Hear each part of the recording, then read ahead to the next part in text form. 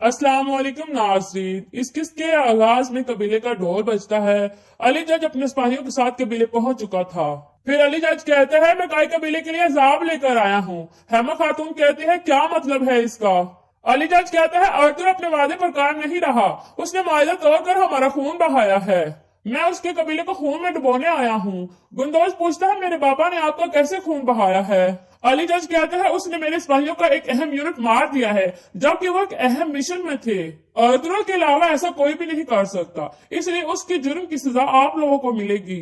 हेमा खातून कहती है, अर्तुगरुल तुम्हारे सिपाही को कैसे मार सकता है? अर्तुगरुल अकेला पूरे यूनिट को नहीं खत्म कर सकता। उसके तमाम सिपाही यहाँ है। अली जज कहता है, हो सकता है छुपकर उसके सिपाही उसका साथ दे। फिर हकीम हरतू कहता है, आप इस बात की तहकीक अपने सरदार आला से कर सकते हैं। बिपोरत कहता है, अर्तुगरुल के सिपाही यहाँ ही थे, उसके पास सिर्फ 3 आदमी थे। अली जज कहता है, अर्तुगरुल ने अपने बेटे को बचाया था। इस तरह का आदमी कुछ भी कर सकता है। अब मैं तुम लोगों पर रहम नहीं करूंगा। फिर अली जज पीछे मुड़ता है और कहता है, सिपाहियों। फिर उसके सिपाही घोड़े से नीचे उतर आते हैं। एंड उसी वक्त कबीले का ढोल बजता है। एक मंगोल सिपाही तेजी से कबीले में दाखिल होता है। घोड़े से उतरकर वो खत अली जज को देता है और कहता है, हमारे जासूसों ने ये खत दिया है। अली जज खत खोलकर पढ़ने लगता है। फिर वो सख्त गुस्से में आ जाता है। दूसरी तरफ गार्ड में सुल्तान केस काउच कह रहा था, मैं उस गलीज अली जज को बहुत अच्छी तरह से जानता हूँ। आपने मुझे बचाया और उसके सिपाहियों को कत्ल किया। क्या वो आप पर शक नहीं करेगा? अर्तुगरुल साहब कहते हैं, वो सबसे पहले मेरे ऊपर शक करेगा, लेकिन मैंने उसके हाथ बांध दिए हैं, अब वो कुछ भी नहीं करेगा। फिर अर्तुगरुल साहब के जहन में वो ख्याल आता है जिसमें वो कहते हैं कि जैसे ही हम सुल्तान केज काउच को बचा लेंगे तो अली जज सबसे पहले हम पर शक करेगा।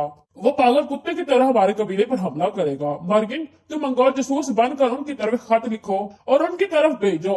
हम अली जज का शक किसी और तरफ मोड़ देंगे। मर्गिन पूछता है, हम इल्जाम किस पर डालेंगे हजूर? अर्तुगरुल साहब कहते हैं, बरकी खां के लोगों पर। इस तरह ये सारा मंसूबा अर्तुगरुल साहब का था। फिर अर्तुगरुल साहब कहते हैं, अब हम अली जज के साथ एक और खेल खेलेंगे। अब्दुलरहमान, तुम फौरन घंटी वाले को कहो कोई इलाजत तबिश के मुकाम पर आकर मुझसे मिले।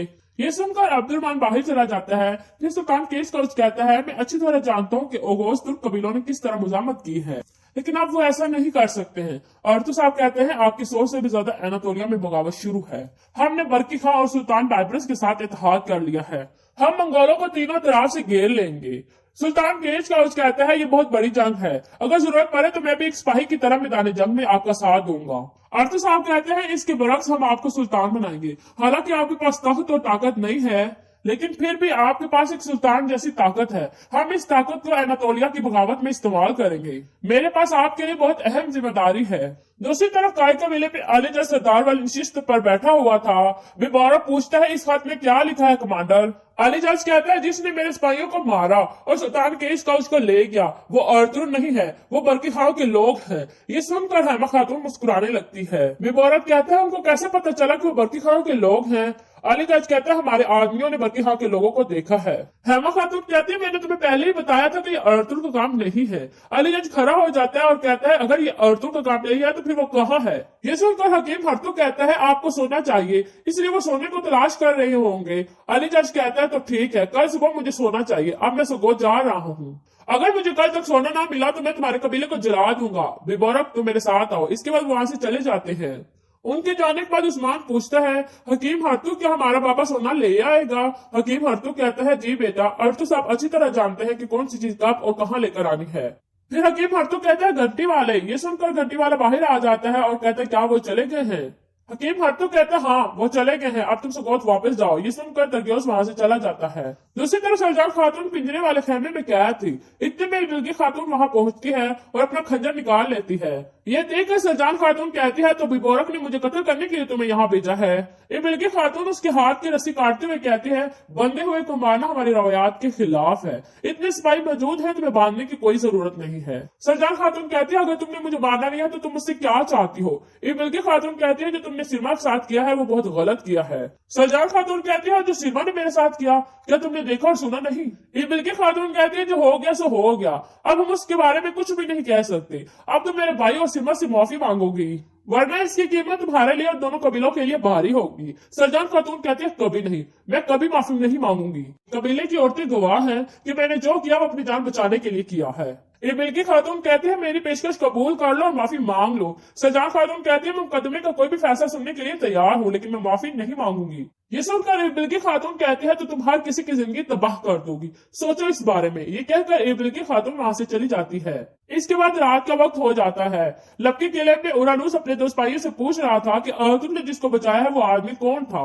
सिपाही कहते हम नहीं जानते कि वो आदमी कौन था, हमने उसे कभी नहीं देखा।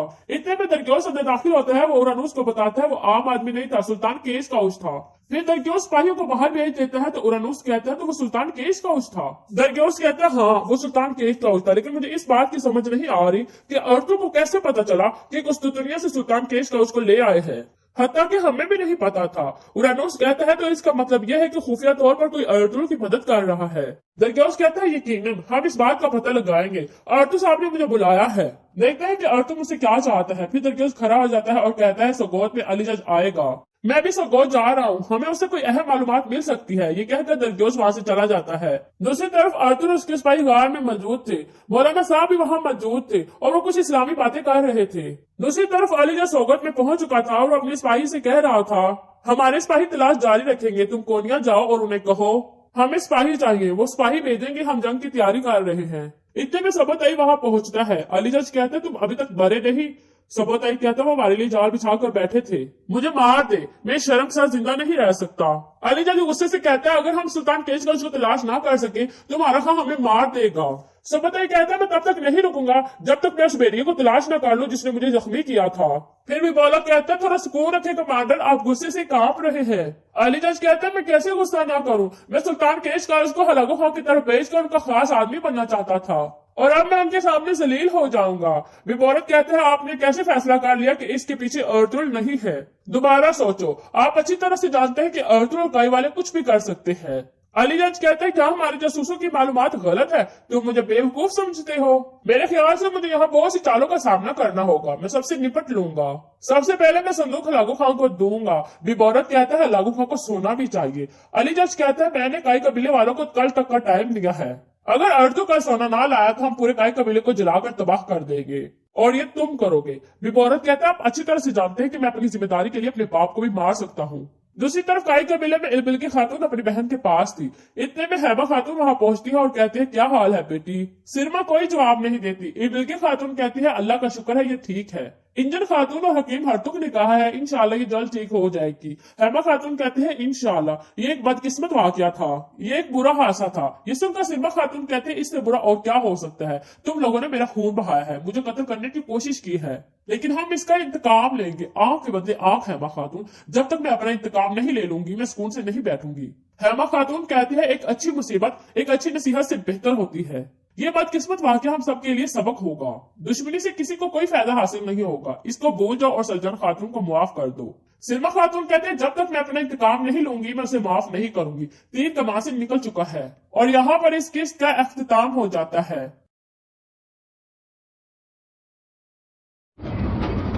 अस्सलाम वालेकुम।